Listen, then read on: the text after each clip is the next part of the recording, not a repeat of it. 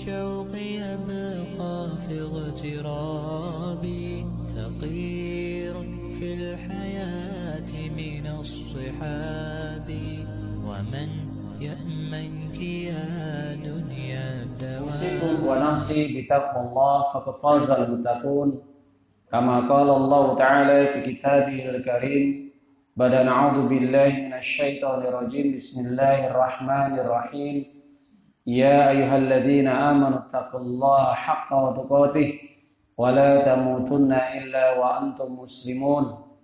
وقال أيضا وعباد الرحمن الذين يمشون على الأرض هونا وإذا خطبهم الجاهلون قالوا سلاما. وقال رسول الله صلى الله عليه وسلم اتق الله حيثما كنت وأطع السيئة الحسنة تموها وخالق الناس بخلق حسن. وقال في حديث الأخرى خيركم من تعلم القرآن وعلمه اقرأوا القرآن فإنه يأتي يوم القيامة شفيعا لأصحابه رب اشرح لي صدري ويسر لي أمري واحلل عقدة من لساني يفقهوا قولي رب زدنا علما وارزقنا فهما waj'alna minas sholihin. Amma ba'd. Para jamaah Bapak Ibu yang dimulakan oleh Allah, tidak lupa kita pada kesempatan yang mulia bersyukur kepada Allah Ta'ala atas segala limpahan nikmat yang sudah Allah titipkan kepada kita, terutama nikmat sehat dan nikmat waktu. Dengan nikmat ini alhamdulillah kita masih bisa beraktivitas, kita masih bisa bekerja, melakukan amal-amal kebaikan, dan kita bisa menikmati suasana yang sejuk ya, meskipun hari ini malam ini tidak hujan. Mudah-mudahan ini merupakan keberkahan yang Allah berikan pada kita sehingga kita tetap bersemangat untuk ibadah kepada Allah, sehingga nikmat sehat dan nikmat waktu ini betul-betul membawa keberkahan. Karena banyak manusia yang tidak bisa memanfaatkan menggunakan waktu sehat dan waktu yang longgar, sehingga mereka tertipu dengan kedua waktu tersebut, dua nikmat tersebut, sehingga mereka tergelincir kepada perbuatan dosa, mereka lupa kepada Allah. Hal ini disampaikan oleh Nabi, nikmatani makbunu fima katsirun minan nas as-siha wal faraq. Dua nikmat yang kebanyakan manusia lalai sehingga tidak bisa menggunakan dua nikmat tersebut, sehingga manusia terjerumus, tergelincir kepada perbuatan dosa dan maksiat, sehingga lupa kepada perintah-perintah Allah dan menjauhi apa yang telah diaturkan oleh Allah, ditetapkan oleh Allah, dan melanggar apa yang dilarang oleh Allah, yaitu nikmat sehat dan nikmat waktu. Oleh karena itu para jamaah Bapak Ibu, kenikmatan-kenikmatan yang sudah Allah titipkan kepada kita, yang Allah berikan pada kita, senantiasa kita rumat, kita jaga dengan baik, dan terutama nikmat yang paling besar yaitu nikmat iman dan juga nikmat Islam. Karena nikmat ini bisa menghantarkan kita untuk bisa bertemu dengan Allah nanti pada hari kiamat kelak, sebagaimana yang telah disampaikan oleh Allah di dalam surat Asy-Syu'ara yang sering kita sampaikan, kita ingatkan, yaumal yanfa'u malun wala banun illa man atallaha biqalbin salim. Nanti pada hari kiamat, harta dan anak-anak mereka tidak akan berguna sedikit pun yang bisa membantu mereka, kecuali ketika mereka menghadap Allah, bertemu dengan Allah dengan membawa qalbun salim, yaitu hati yang bersih, iman yang benar, tauhid yang lurus. Ini yang diterima oleh Allah Azza wa Jalla. Sehingga harta anak-anak mereka yang soleh, harta yang mereka sedekahkan, itu baru nanti bermanfaat, berguna bagi dirinya. Kenapa?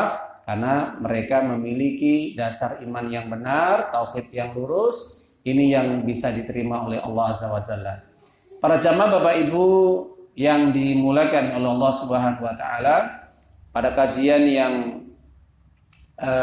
malam ini kita akan mencoba untuk membahas, yaitu hadiah istimewa yang Allah berikan kepada orang-orang yang meninggal dunia dalam keadaan husnul khatimah.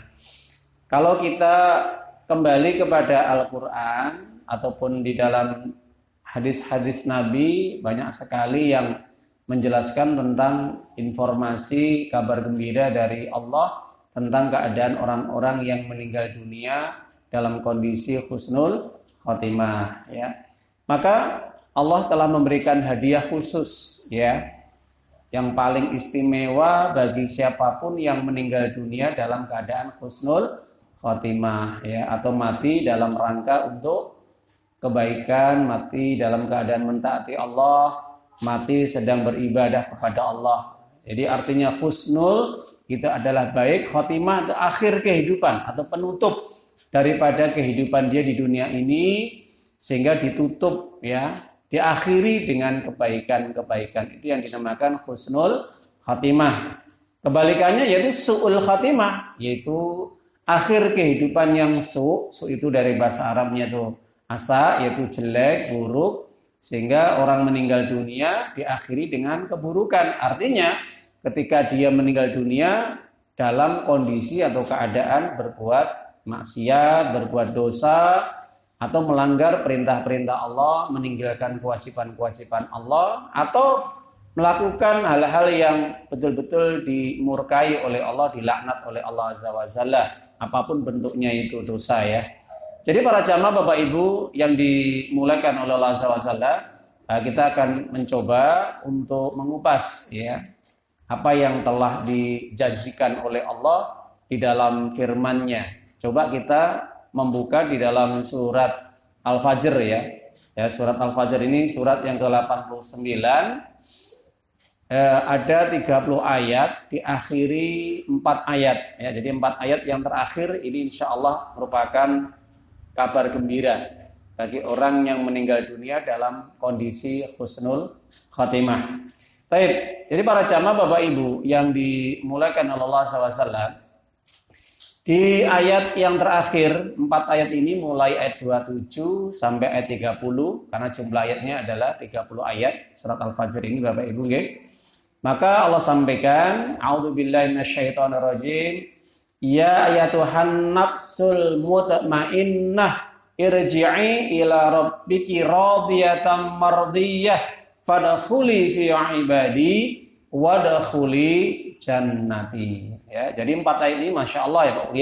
Kalau kita mau gali secara mendalam tafsirnya, apa yang terkandung di dalamnya, insya Allah ini merupakan bagian daripada informasi dari Allah berupa kado istimewa bagi hamba-hambanya yang meninggal dunia atau diwafatkan dalam keadaan husnul khatimah. Dan mudah-mudahan harapan kita memohon kepada Allah, kita yang hadir di sini semuanya termasuk bagian daripada ayat-ayat tersebut atau masuk bagian daripada surat Al-Fajr yang dikabarkan oleh Allah meninggal dunia dalam kondisi husnul khatimah. Amin ya rabbal alamin. Para jamaah Bapak Ibu yang dimuliakan oleh Allah SWT, di sini Allah mengawali dengan kata-kata harfun nida atau panggilan, ya.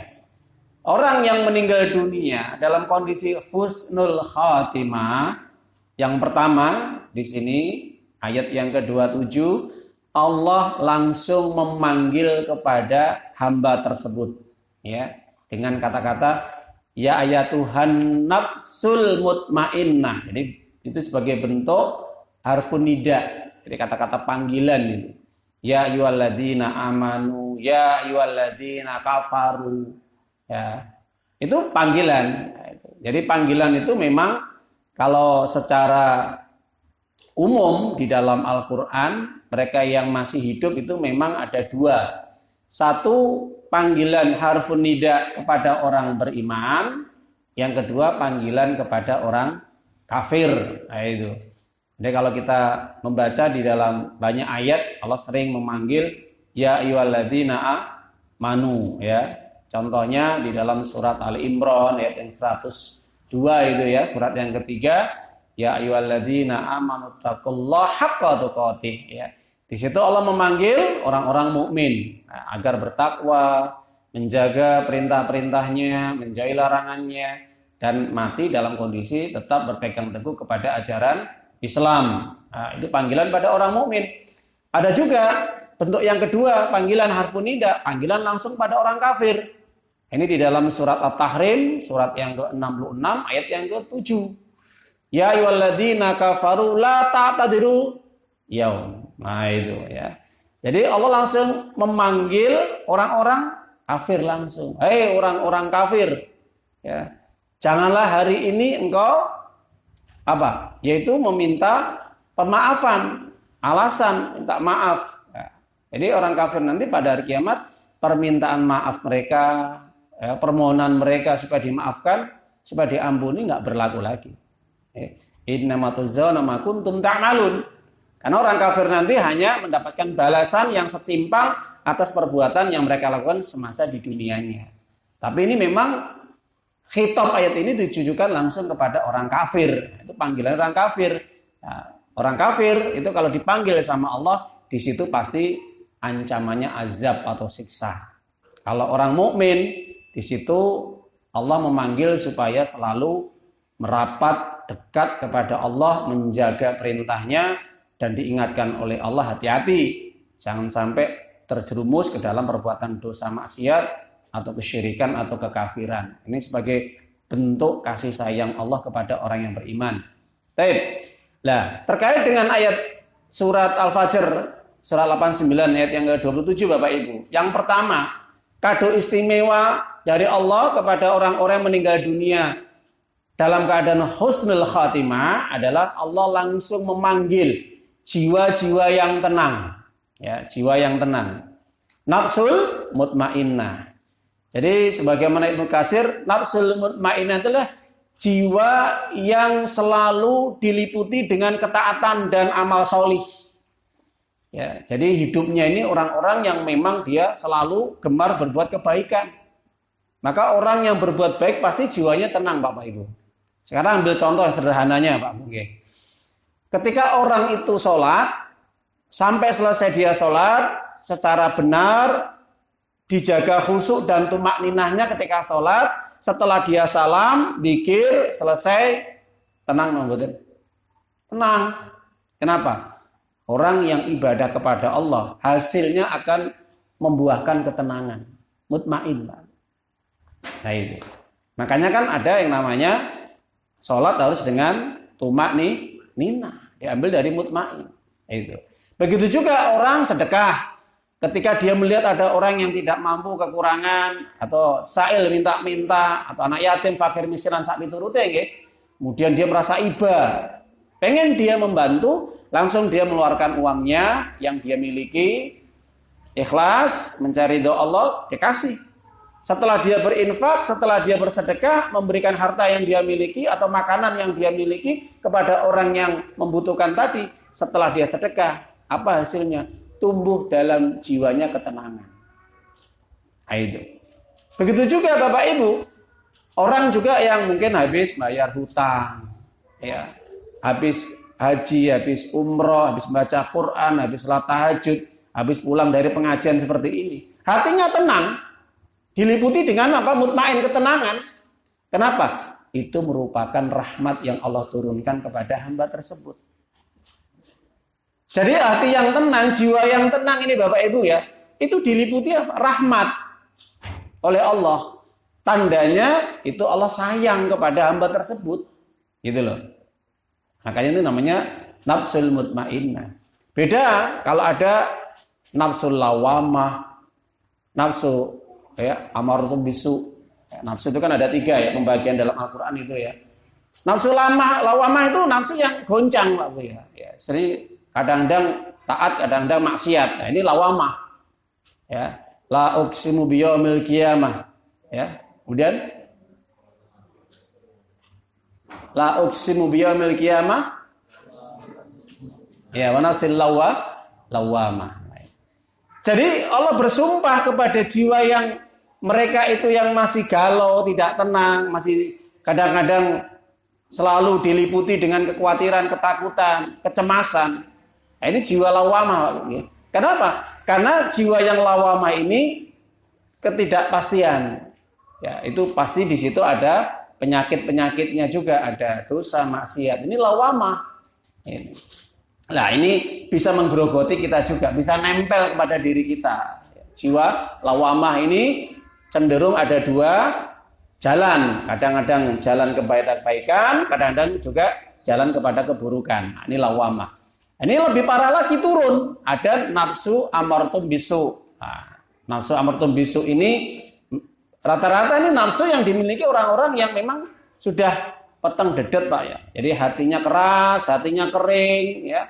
Hatinya yang sudah bisa tidak tersentuh dengan nasihat-nasihat, dengan hidayah ataupun dengan apapun petunjuk-petunjuk Allah. Nah, ini nafsu yang amartum bisu. Kecenderungannya, kecondongannya selalu berbuat dosa dan maksiat. Namanya su itu perbuatan jahat, perbuatan buruk, perbuatan yang bisa menjauhkan dari Allah, memalingkan dari agama Allah. Ini namanya nafsu la'amartum bisu. Makanya kan turun surat Yusuf, surat 12 ayat 53. Ya. Ini ubairu nafsi, inna nafsa la'amartum bisu ila rahimah rabbi. Nah itu. Jadi aku tidak lepas dari nafsu yang tidak baik yang akan selalu mengganggu diriku, yang selalu menjerumuskan diriku, menjauhkan aku dari Allah. Kenapa? Karena nafsu itu selalu cenderung, condong, mengajak, memerintahkan kepada keburukan. Jadi kalau Nabi Yusuf alaihissalam tidak ditolong sama Allah, diselamatkan sama Allah, maka Nabi Yusuf bisa jadi cenderung untuk melayani Zulaikha, untuk melayani nafsunya Zulaikha, berzina kepada dirinya. Tapi dengan izin Allah, Allah menyelamatkannya. Allah menjaga hatinya Nabi Yusuf alaihissalam. Pastinya seorang Nabi, seorang Rasul, kita akan terbebas dari perbuatan dosa dan maksiat alias maksum, dijaga sama Allah. Itu. Jadi para jamaah Bapak Ibu, rahimana rahimakumullah taala, bahwa jiwa yang tenang ini adalah jiwa yang memang pada dasarnya memiliki berbagai kebaikan-kebaikan, amal soleh, ketaatan kepada Allah Subhanahu wa taala sampai dibawa ketika di saat meninggal dunia atau mengalami sakaratul maut. Itu Bapak Ibu nggih. Nah, makanya ini panggilan dari Allah Subhanahu wa taala. Jadi kalau Allah sudah memanggil dengan kata-kata yang baik, maka otomatis ini hadiah dari Allah. Nah, ini. Jadi menunjukkan Allah itu perhatian, Allah sayang gitu ya. Karena panggilannya baik. Coba kalau seorang anak dipanggil orang tuanya baik. Wahai anak yang soleh, yang solehah, yang bagus, yang tampan, yang sehat. Nah, ini. Maka didengar pun baik. Gitu betul Pak Bu? Tapi kalau panggilannya dari orang tua mungkin jelek, anak nakal, badung, brengsek dan sebagainya. Kira-kira bagaimana anak tadi mendengarnya? Gak enak didengar. Sama ketika seorang bos juragan mandor ketika memanggil anak buahnya, karyawannya, juraganya memanggil pembantunya, pembantu yang tolol, jahil, tidak ngerti apa-apa, pasti nggak enak didengar, muncul emosi. Tapi kalau dipanggil, wah pembantu yang baik, yang rapi, yang amanah, yang disiplin, tanggung jawab, ya. Jadi kalau panggilan itu baik, ini menandakan apa? Pasti nanti ada bonus yang Allah berikan. Ya, makanya diawali dengan panggilan yang baik. Kenapa? Setelah itu nanti ada urutannya, ada bonus yang akan disampaikan oleh Allah kepada jiwa yang baik tadi. Maka yang kedua, Bapak Ibu, para jamaah yang dimulaikan oleh Allah SWT, ayat yang 28 setelah Allah memanggil dengan panggilan yang baik, jiwa yang tenang, yang jiwa nanti betul-betul dia akan merasakan kenikmatan yang akan dia peroleh nanti dari Allah, hadiah dari Allah. Maka yang kedua, Allah langsung berikan apa? Yaitu kalimat keridhoannya. Jadi Allah sampaikan langsung kepada hamba tersebut. Apa itu? Allah katakan, ya, irji'i ila rabbiki radiyatan mardiyah. Itu. Apa artinya? Kembalilah wahai hambaku kepada keridhoanku dan juga jiwamu tenang, kamu puas, aku pun ridho. Nah, itu. Maksudnya bagaimana? Maksudnya para ahli tafsir mengatakan ketika seorang hamba semasa hidup dia selalu diisi dengan kebaikan-kebaikan, ketaatan, amal solih, sampai datangnya kematian, inilah yang membuat Allah ridho. Makanya kalau tandanya Allah ridho itu Pak Bu, dijelaskan dalam hadis Imam Ahmad, hadis sahih, dikatakan apa?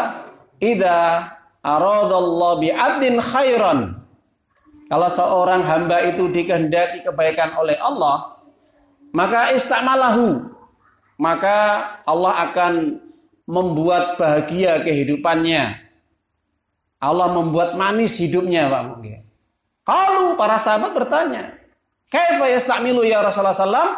Maka para sahabat ingin tahu ya, bagaimana Allah itu membuat seorang hamba tadi hidupnya manis, hidupnya enak, hidupnya bahagia. Itu tanda-tandanya ya. Maka Rasulullah SAW menyampaikan, Allah katakan bahwasanya yufaqqihullahu bi'abdi qabla mautihi bi amalin sholih. Allah akan berikan taufik ya, yuwaffiqullahu bi'abdihi qabla mautihi bi amalin sholih. Allah akan menutup akhir kehidupan seorang hamba tadi dengan kebaikan atau amal sholih. Itu tandanya Allah ridho, Pak Bu. Jadi kalau Allah ridho itu ya, ada seorang hamba tadi, ketika sebelum meninggal dunia, dia masih sempat melakukan kebaikan atau ketaatan. Sempat dia sholat, sempat dia baca Quran, sempat dia sedekah, sempat dia haji, umroh, atau kebaikan-kebaikan yang lain. Itu pas ketika saat diwafatkan oleh Allah, dia dalam kondisi ibadah, dalam kondisi berbuat baik atau taat. Makanya kalau kita sering dapatkan di YouTube ataupun di Facebook ataupun dimanapun di media sosial ya, kita lihat di situ berkas CCTV di situ ada orang yang meninggal dalam kondisi sujud ketika sholat, ada orang yang meninggal dunia dalam kondisi apa Pak Bu? Yaitu sedang tholabul ilmi. Ada tuh seorang bapak itu ketika di masjid mendengarkan pengajian seperti ini, kemudian dia bertanya. Tanyanya apa Pak Bu? Pertanyaan si bapak ini ya umurnya kurang lebih antaranya 55 sampai 60 lah. Karena kelihatan sudah beruban ya. Maka bapak itu bertanya kepada si penceramah tadi. Pas tanya jawab Pak Bu, ini dalam video yang sudah saya save ya, nanti akan kita share. Pertanyaannya, Ustadz, apakah kita nanti bisa bertemu dengan Rasulullah SAW nanti pada hari kiamat? Itu pertanyaannya.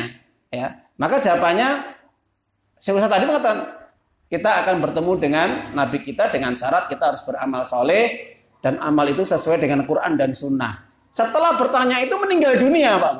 Dalam video itu loh, setelah pertanyaan itu, kita akan bisa bertemu dengan Nabi nanti pada hari kiamat di Telaga Al-Kautsar. Syaratnya kita harus memiliki bekal amal soleh kita sesuai dengan Al-Quran dan Sunnah. Setelah dijawab, mendengar jawaban dari Ustaz tadi, si bapak tadi meninggal dunia.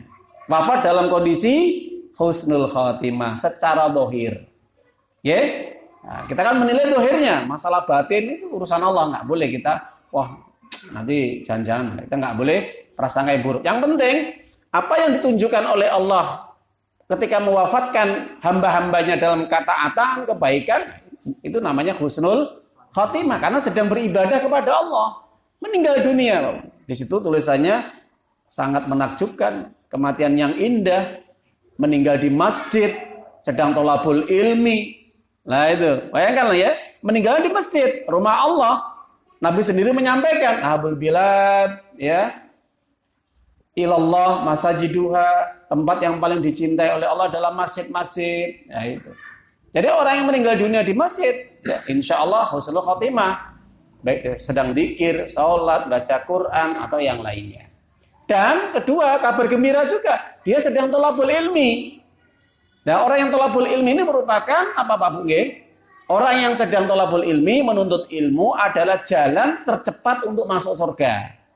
Jalan tercepat untuk masuk surga. Makanya Nabi menyampaikan dalam hadis Imam Muslim, man salaka tariqan yaltamisu fi ilman, sahlallahu bi tariqan ilal jannah. Siapapun orang keluar dari rumah tujuannya untuk mencari ilmu syar'i, ilmu agama Islam, dan itu nanti diamalkan, setelah dia dapatkan ilmu, Allah akan mudahkan baginya jalan menuju surga. Mudahkan.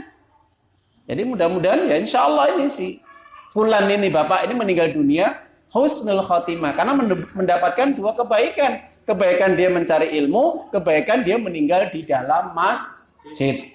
Masya Allah. Itu. Jadi banyak contoh-contoh Bapak Ibu ya. Nah, maka dari situ kalau kita kembali kepada ayat Allah SWT ya, Allah sampaikan kata-kata mardiyah ya. Mardiyah itu adalah isim kata dari radiyah, yardo, Allah ridho. Kalau Allah sudah ridho, maka jelas orang seperti ini ada jaminan masuk surga. Mana dalilnya? Kalau kita buka contohnya di dalam surat Al-Qari'ah Bapak Ibu nggih. Fa huwa fi isyati radiyah. Dia tempat tinggalnya radiyah, yaitu di surga. Karena dalam kondisi radiyah. Radiyah itu mendapat ridho dari Allah. Kenapa kok dia tempat tinggalnya kehidupannya puas, mendapat keridhaan dari Allah? Apa Bapak? Sebelum ayatnya apa? Fa amman thaqulat mawazinu fa huwa fi isyatir radiyah. Benar apa lagi? Betul ya? Nah, itu. Adapun orang yang berat timbangan kebaikannya nanti pada hari kiamat, maka dia akan kembali kepada tempat yang memuaskan. Kata-kata radiyah ini adalah tempat yang memuaskan. Kenapa? Karena Allah ridho. Kalau Allah sudah ridho, ya sudah ditempatkan tempat yang memuaskan, yang menyenangkan, yaitu jannah, surga. Itu. Contoh lagi di dalam surat yaitu lam yakunil ladzina kafaru, surat apa? Al-Bainah. Nah itu. Di ayat yang terakhir ya. Kalau tidak ayat yang ke-11 atau berapa ayat yang terakhir? 9. Terakhir itu.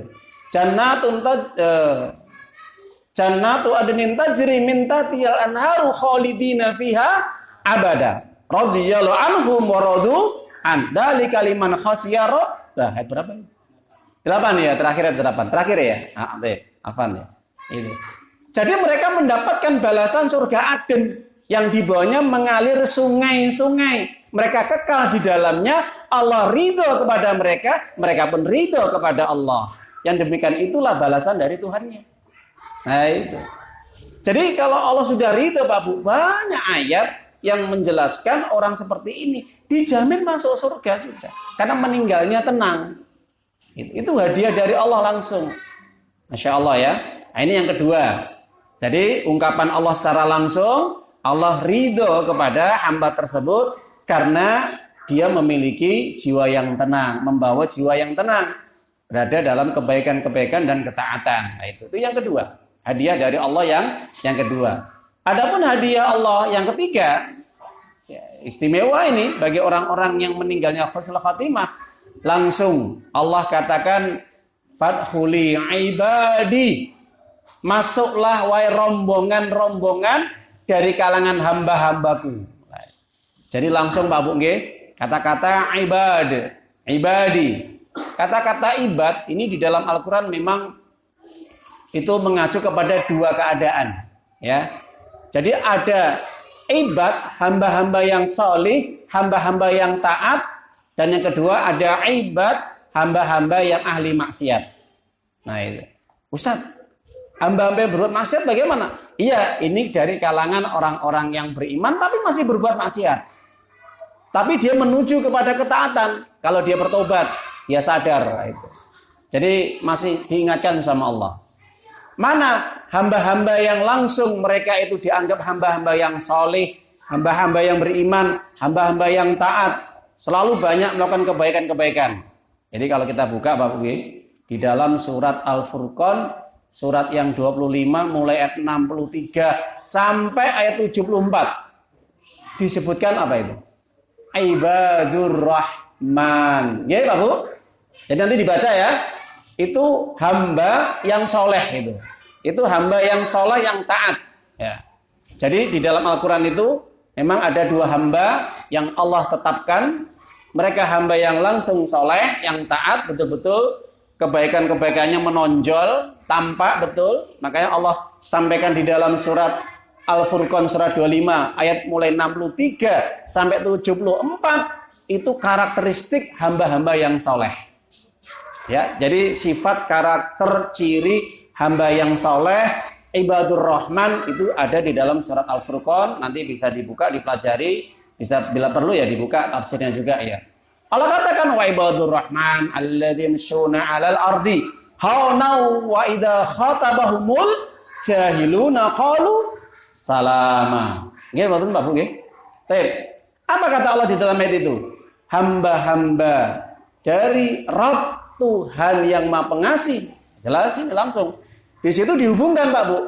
Kata-kata ibad, hamba itu kalau diidofkan, dipasangkan dengan sifat-sifat Allah, tandanya hamba itu soleh Pak Bu. Dan di situ dibarengi dengan apa? Karakteristik perilakunya, ucapannya baik. Gitu.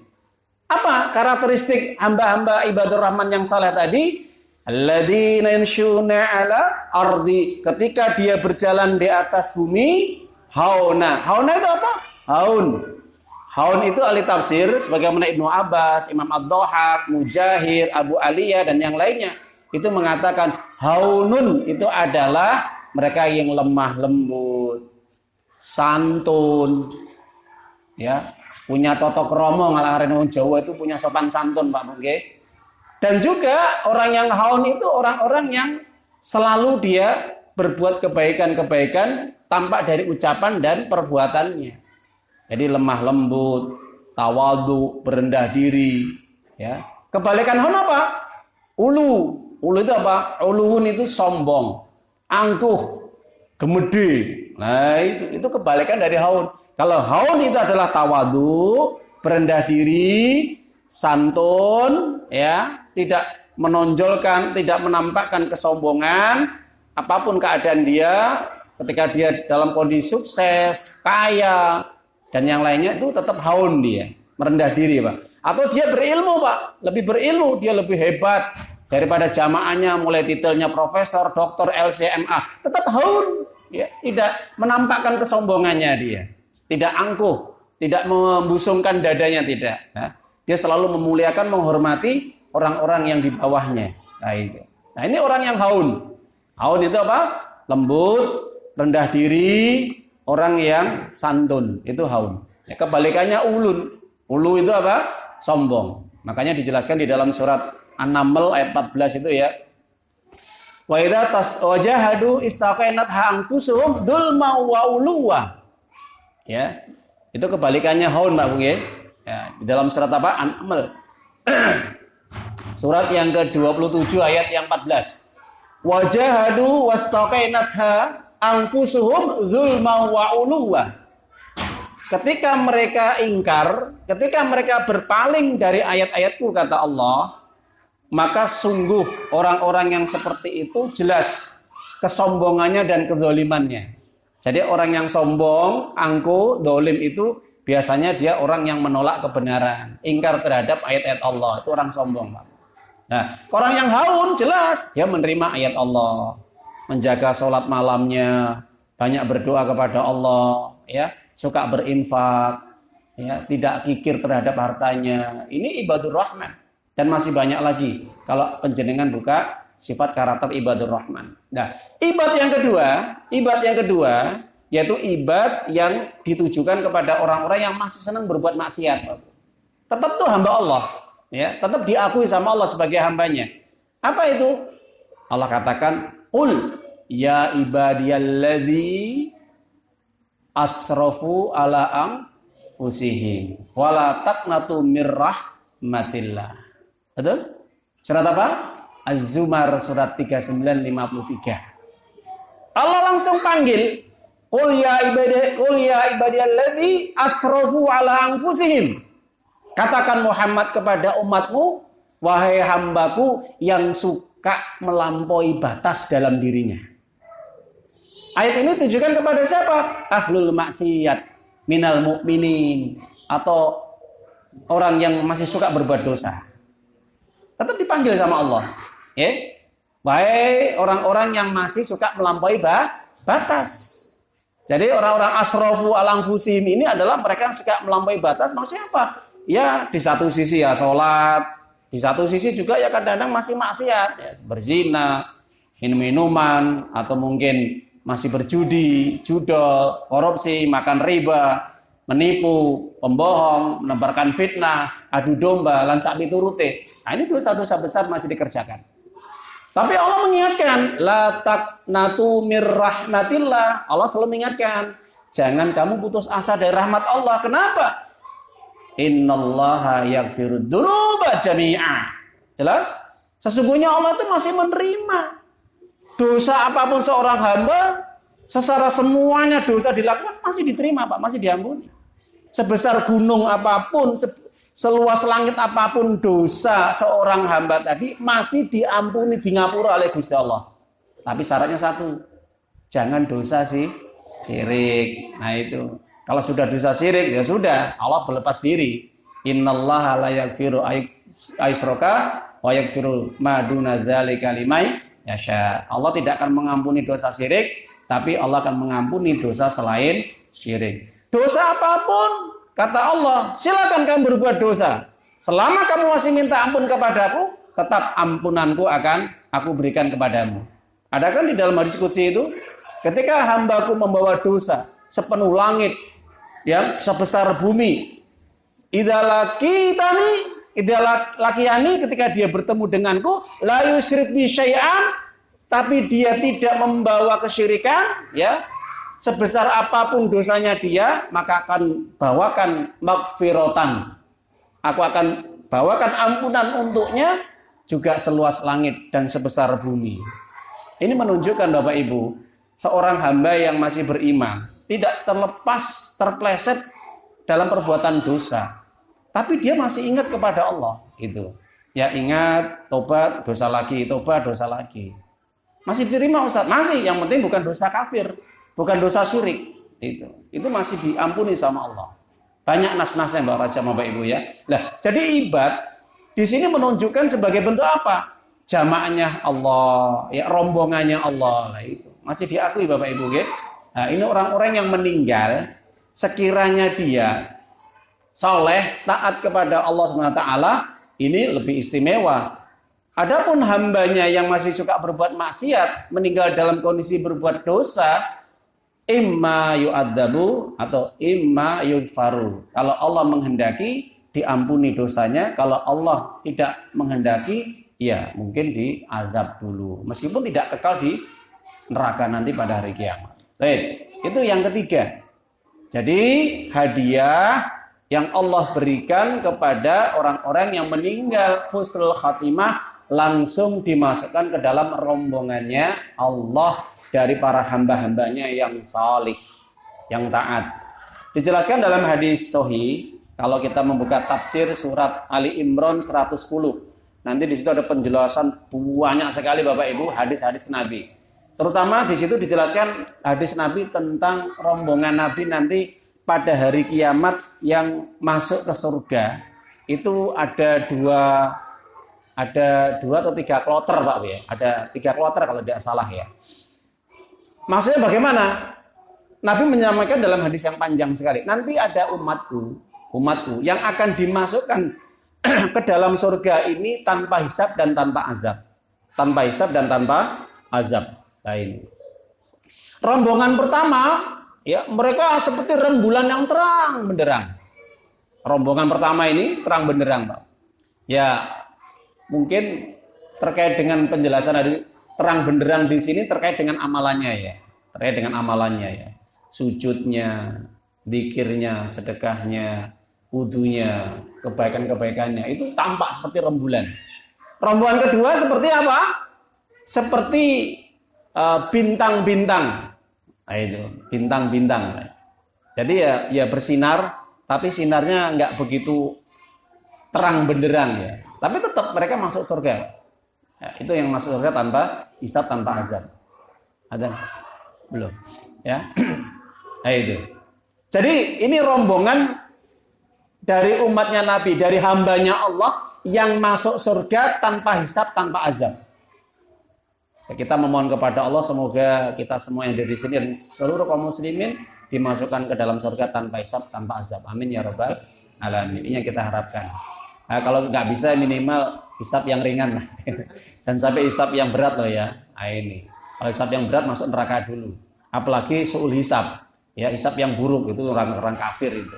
Sudah pernah kita kaji ya. Jadi tentang masalah hisab itu ada 4 ya, orang masuk surga ada 4 golongan. Nah, jadi para jamaah Bapak Ibu, dari 2 rombongan umatnya Nabi yang masuk surga tanpa hisab, tanpa dihisab, tanpa diazab, bebas, sudah direct langsung masuk surga, itu rombongan pertama seperti rembulan, terang benderang, dari raut muka wajah mereka, seluruh tubuhnya itu cahaya luar biasa bersinar. Dan yang kedua seperti bintang-bintang. Paling tidak ya masih mengeluarkan cahaya Pak Bung, meskipun nggak begitu padang.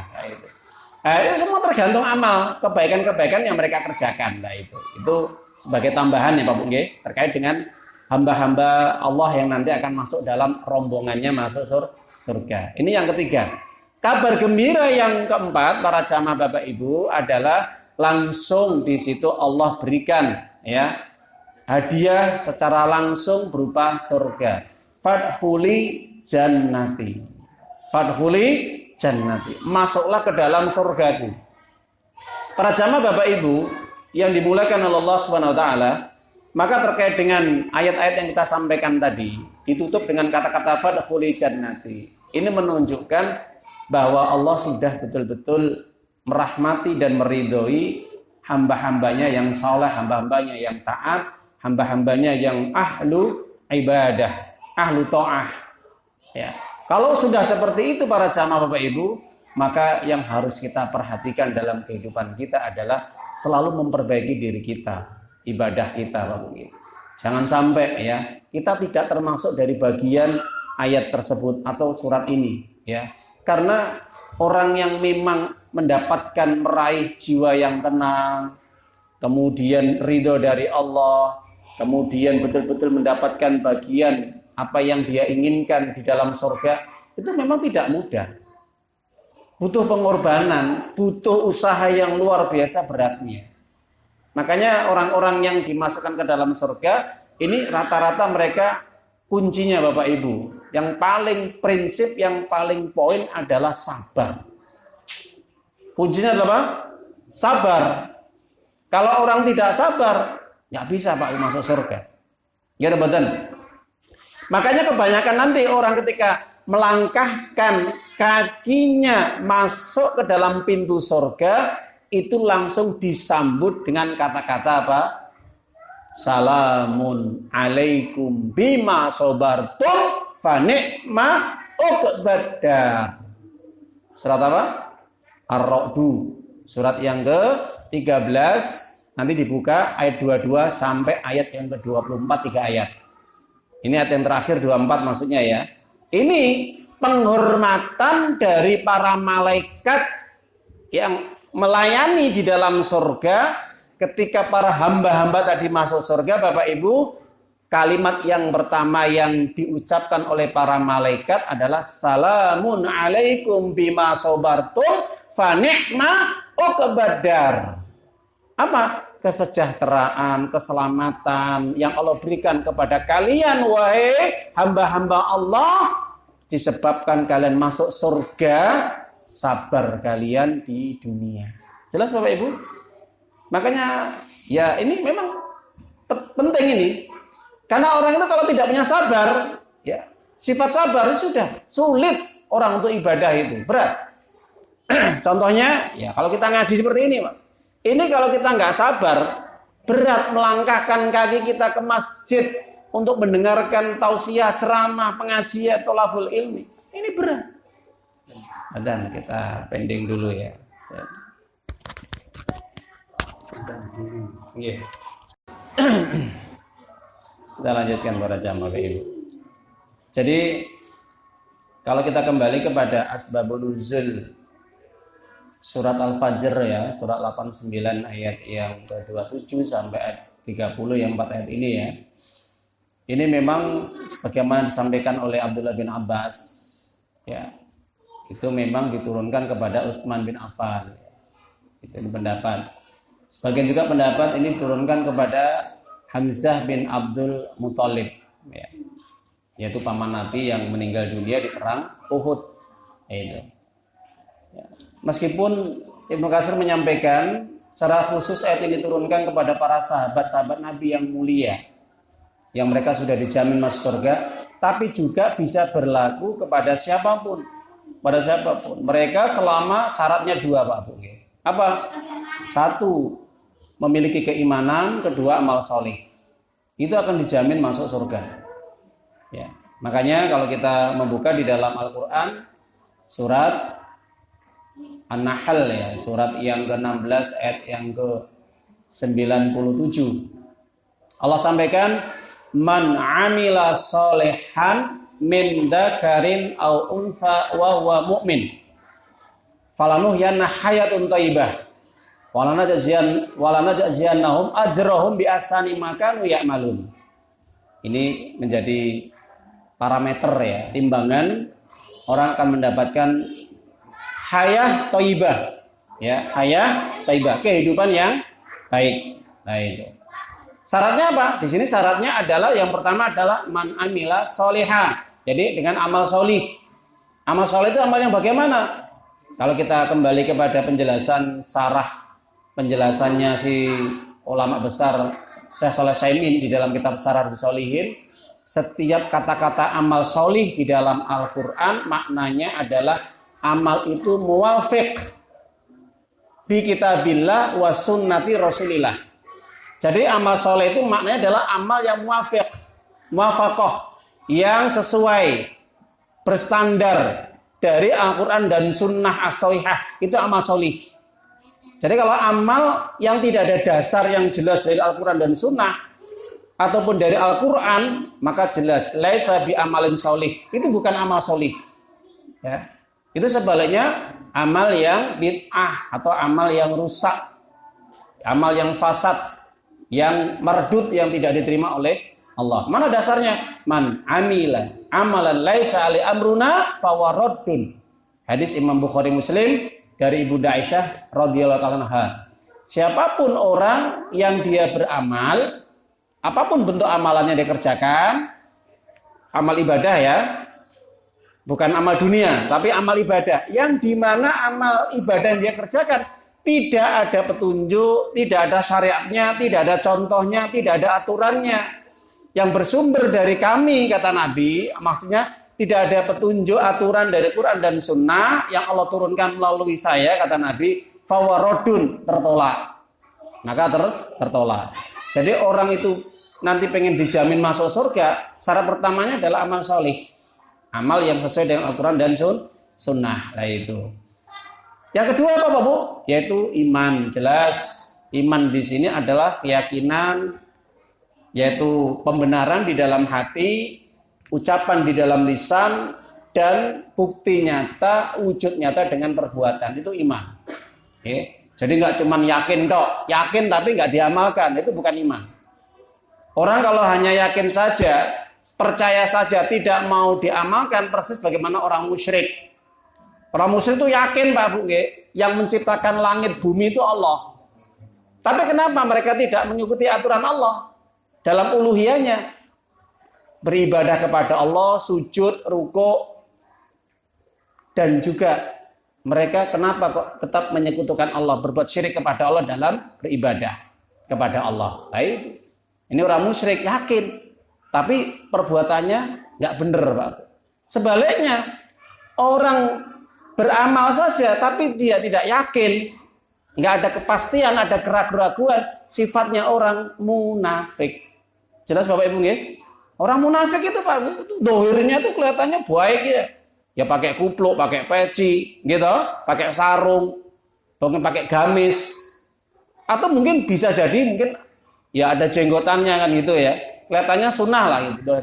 Tapi dalam hatinya, ketika dia menyimpan kebencian sedikit saja terhadap syariat Allah, perintah Allah, satu saja dia menolak hukum Allah, perintah Allah atau ayat Allah atau hadis Nabi, sudah jelas hilang semua amalannya. Hilang Pak, lebur dah, hapus. Makanya orang karakter munafik itu diabadikan oleh Allah di dalam surat Muhammad, surat 47 ayat 9. Apa kata Allah? Dzalika bi annahum karihu ma anzalallah fahbata a'malahum. Yang demikian itu mereka sesungguhnya orang-orang munafik itu bencinya luar biasa kepada apa yang Allah turunkan, Pak Bu. Jadi kalau ada orang yang secara vokal mengatakan, saya tidak terima kalau hukum Allah ditegakkan, saya tidak terima tentang ayat-ayat yang berkaitan tentang masalah kisos, rajam, cambuk, hudud, lan sak piturute. Munafik jelas. Siapapun mereka, secara tampak dohirnya kelihatan dia, entah itu dia ahli sholat, ahli Quran, atau ahli sedekah, itu nggak penting bagi Allah. Satu ayat yang dibenci, ditolak, tidak diterima, hilang semua amal yang mereka kerjakan. Siapa mereka? Munafik. Makanya itu iman, Pak Bugi. Artinya apa? Iman yang tidak tercampuri kemunafikan. Iman yang tidak tercampuri dengan kedoliman atau kesyirikan. Alladzina amanu apa? Walam yalbisu imanahum bidul min. Surat apa?